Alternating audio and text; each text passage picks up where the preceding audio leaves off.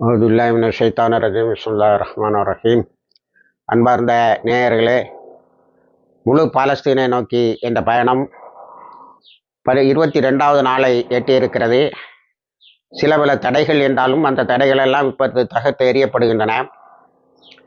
Netanyahu அடுத்த கட்ட பேச்சுவார்த்தையில் ஹமாஸ் பின்பற்ற முடியாத சில நிபந்தனைகளை போடுவார் என எதிர்பார்க்கப்படுகிறது.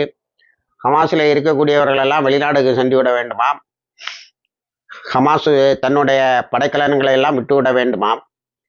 இந்த ரெண்டையும் அது ஏற்றுக்கொள்ளாது. அடுத்து அமெரிக்காவினுடைய ட்ரம்புக்கு எல்லோரும் ஒரு எச்சரிக்கை விடுத்திருக்கிறார்கள். காசாவில் கால் வைத்தால் இஸ்ரேல் காலி என்பதை தெரிந்து கொள். இப்பொழுதே போராளிகள் நன்றாகவே பலம் பெற்று இருக்கிறார்கள். அடித்து உடைத்து இஸ்ரேலே இல்லாமல் ஆக்கி விடுவார்கள் என்று. மிக மகிழ்ச்சிகரமான தகவல் என்னவென்று சொன்னால், சவுதி அரேபியா ஆக்லாண்டுக்கோ அல்லது கிரீன்லாண்டுக்கோ இஸ்ரேலை மாற்றிவிடு, பிரச்சனை தீர்ந்துவிடும் என்று தைரியமாக முழங்கி இருக்கிறது. அதற்கு ஓமான் நாடு ஆமாம் சாமி போட்டு இருக்கிறது அல்லது அதை ஒத்துக்கொண்டு இருக்கிறது. கல்ஃப் கோஆபரேஷன் கவுன்சில் 6 நாடுகளும் 27ஆம் தேதி கூடுகின்றன. அதற்கு முன்னால் ட்ரம்புடைய திட்டத்திற்கு கடுமையான எதிர்ப்புகளை தெரிவித்திருக்கின்றன. ட்ரம்பினுடைய முரண்பாடு எப்படி இருக்கிறது என்று சொன்னால், காசாவுக்கு போர் படைகளையும் அனுப்ப மாட்டாராம், பணத்தையும் கொடுக்க மாட்டாராம். ஆனால் காசாவை விலைக்கு வாங்குவாராம். யாரிடமிருந்து விலைக்கு வாங்குவார் என்று தெரியவில்லை. ஆக காசா விற்பனைக்கு அல்ல. இதனிடையே ஒரு பெரிய பேச்சு என்னவென்று சொன்னால், ட்ரம்ப் ஏன் இந்த ரியல் எஸ்டேட் திட்டத்தை கொண்டு வந்தார் என்று சொன்னால், அவருடைய மகளுடைய கணவன் ரியல் எஸ்டேட் பண்ணுகிறாராம் உலகம் முழுவதும் இதே மாதிரி. அந்த ரியல் எஸ்டேட்டை மையமாக கொண்டுதான் அவர் இதை பேசியிருக்கிறார். ஆனால் அது நிச்சயமாக நடக்காது என்று சொல்லியிருக்கிறார். அவர் பணமும் இல்லை, ஆளும் படையும் வராது, ஆனால் காசாவை நான் வாங்குவேன், இஸ்ரேல் யுத்தத்தை முடித்து எனக்கு என்னிடம் காசாவை விற்பனை செய்யும் என்று சொல்லியிருக்கிறார். நெத்தன்யாஹூ இஞ்சி தின்ற குரங்கு போல எதை சொன்னால் இந்த பைத்தியம் தெளியும், எதை தின்னால் நமக்கு பைத்தியம் தெளியும் என்று ட்ரம்பை பார்த்து அவரும், அவரை பார்த்து ட்ரம்பும் ஒருவரை ஒருவர் முறைத்து கொள்ளுகின்ற அளவிலே தான் அவர் இன்று அமெரிக்காவிலிருந்து இஸ்ரேலுக்கு கிளம்புகிறார். அடுத்தது மேக்கரையில் பயங்கரமான யுத்தம் நடக்கிறது. 20,000 பாலஸ்தீன மக்கள் இதுவரைக்கும் அங்கிருந்து வெளியேற்றப்பட்டிருக்கிறார்கள். டிஸ்பிளேஸ்மெண்ட் அதிகமாக நடக்கிறது. அங்கு ஒரு காசாவை உருவாக்கலாம் என்ற திட்டம். ஆனால் அதை அல் குட்ஸும் அல் காசமும் நேற்று நூர் ஷம்ஸ் என்ற ஒரு முகாமில், இந்த இடத்தில் இருந்த முகாமில் இஸ்ரேல இராணுவம் தாக்குதலை தொடங்கி இருக்கிறது. அதில் 2 கர்ப்பிணி பெண்கள் கொலை செய்யப்பட்டிருக்கிறார்கள்.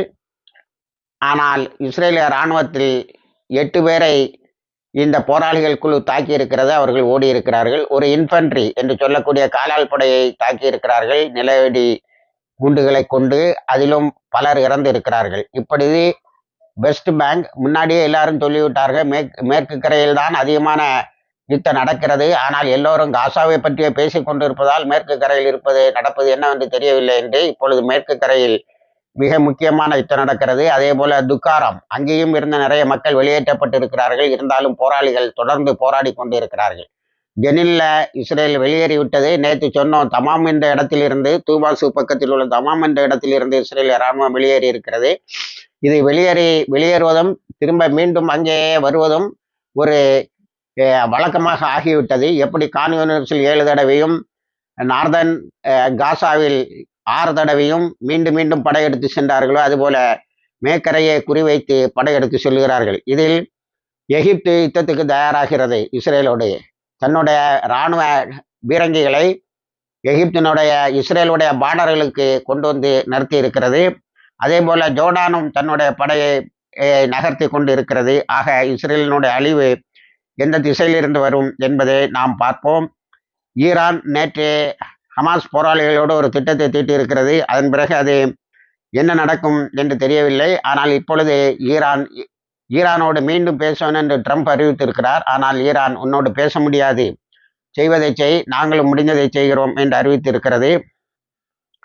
நீண்ட நாள் ஈரானுக்கும் ஆப்கானிஸ்தானுக்கும் இருந்த ஹிர்மத் ஆற்றை பற்றிய பேச்சுவார்த்தை தகராறு இப்பொழுது தீர்ந்திருக்கிறது. அது இந்த 2 நாடுகளையும் ஒற்றுமையின் பக்கம் கொண்டு வந்திருக்கிறது. அவர்களும் இனி காசா போருக்கு உதவி செய்வேன் என்று அறிவித்திருக்கிறார்கள். காசாவுடைய ரீபில்டிங்கும் உதவி செய்வேன் என்று அறிவித்திருக்கிறார்கள்.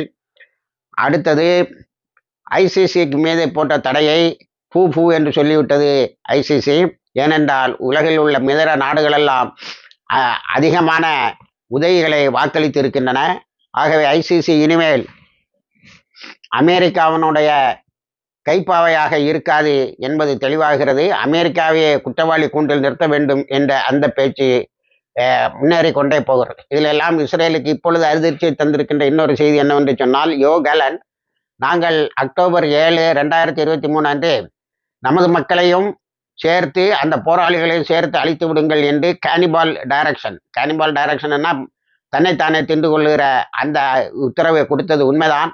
நாங்கள் தான் உத்தரவு போட்டோம், நமது மக்கள் அழிந்தாலும் பரவாயில்லை, ஆனால் நீங்கள் வந்த போராளிகளையும் சேர்த்து நமது மக்களையும் சேர்த்து அழித்து விடுங்கள் என்று சொன்னோம் என்று ஒத்துக்கொண்டிருக்கிறார். இப்பொழுதைய கமாண்டர் ஜமீர் என்பவர் சொல்லியிருக்கிறார், நாம் சொல்வது போல 830 இருந்து 1000 பேர் தான் இஸ்ரேலிய படையில் இறந்தார்கள் என்பது பொய். என்னுடைய கணக்குப்படி 5843 பேர் இறந்திருக்கிறார்கள் என்று ஒரு கணக்கை சொல்கிறார். இப்படி போக போக அந்த கணக்கு கூடிக்கொண்டே போகிறது. இஸ்ரேலினுடைய அழிவு அதற்கு பக்கத்தில் வந்துவிட்டது என்பதை இதெல்லாம் உணர்த்துகின்றன. அடுத்தது சிரியாவில் நேற்று சுவைதா ஏர்போர்ட் என்ற இடத்தை இஸ்ரேல் தாக்கி இருக்கிறது. Islamic resistance of Syrian front அவர்கள் எதிர்த்து தாக்கி இருக்கிறார்கள். அடுத்தது